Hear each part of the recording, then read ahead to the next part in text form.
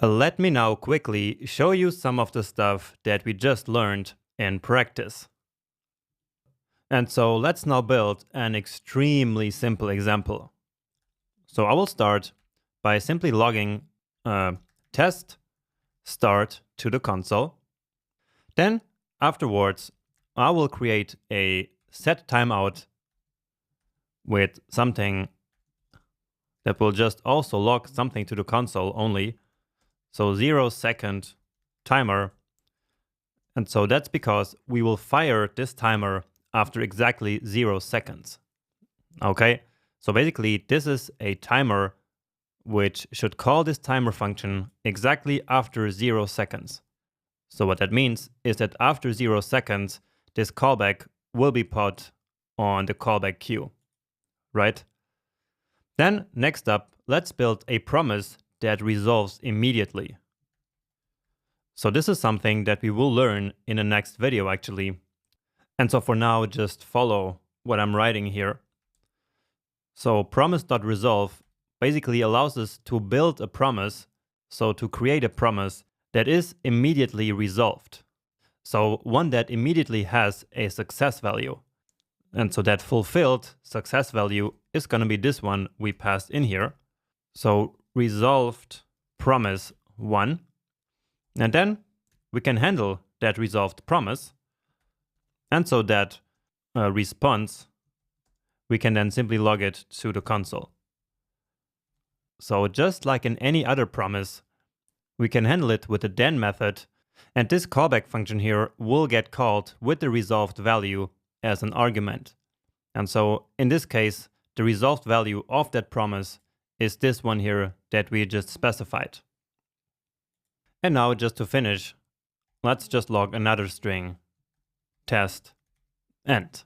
And so for now, that's actually it. So in what order do you think that these 4 messages that we have here will be logged to the console? And I want you to really think about this and maybe even pause the video and write it down. Well, let's think about this together before we actually check out the result. So the first 2 messages that are going to be printed should be pretty obvious. That's because we already know that any top-level code, so code outside of any callback, will run first. And so, of course, the first 2 logs will come from these 2 synchronous console.logs here. But now between the timer and the resolved promise here, it might be a little bit trickier. So both the timer and the promise will finish at the exact same time. So both right after 0 seconds. So the timer, because we told it to finish after 0 seconds, and the promise, because we told it to immediately become resolved, right? And so therefore, they will both finish at the exact same time. So which one do you think will be handled first? Or in other words, which of these 2 callbacks here will be executed first? Well, the timer appears first in the code, and so it kind of finished first, and so its callback will be put on the callback queue first. But does that mean that this callback here will be executed first? Well, actually no, it doesn't. And that's because of the microtasks queue. Remember? So the callback of the resolved promise here, so this one, will be put on the microtasks queue. And this microtasks queue, as you learned in the last video, has priority over the callback queue. And so after this whole code runs, we will have 1 callback in the callback queue and 1 in the microtasks queue. And therefore, the one from the microtasks queue should be executed first. And so therefore, the callback from the microtasks queue should be executed first. And so that's this one here. And therefore, the first message to appear of these 2 should be resolved promise 1. All right. So the order in which they should appear is this, then this, then this, and finally the timer. And so let's now finally confirm this. So I'm saving it. And indeed, that is exactly as expected. And so that's a relief actually. So what I told you in the last lecture is actually true. Now we proved it with code. Now remember that the implication of the fact that microtasks have priority over regular callbacks is that if one of the microtasks takes a long time to run, then the timer will actually be delayed and not run after the 0 seconds that we specified here, right?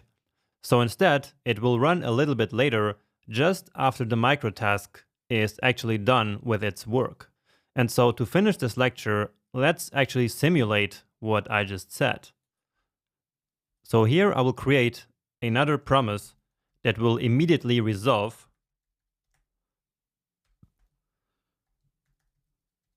So let's just say resolved promise 2. And then again, we can handle it here.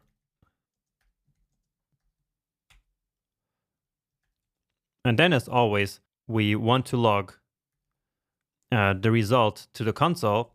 But before we're doing that, we actually want this callback function to have a really heavy task, which should take a lot of time. And so let's simulate that this callback takes a long time to run by looping over a large number. So we can do the simulation simply with an old school for loop. So let's start with I at 0. And now I will loop all the way until one very large number, let's say this. And I will have to experiment a little bit. And for your computer, it might indeed be different. So if your computer is slower, maybe then you want a smaller number. And maybe it's faster than mine, and then maybe a smaller number will be enough, right? I'm not sure if I said it correctly.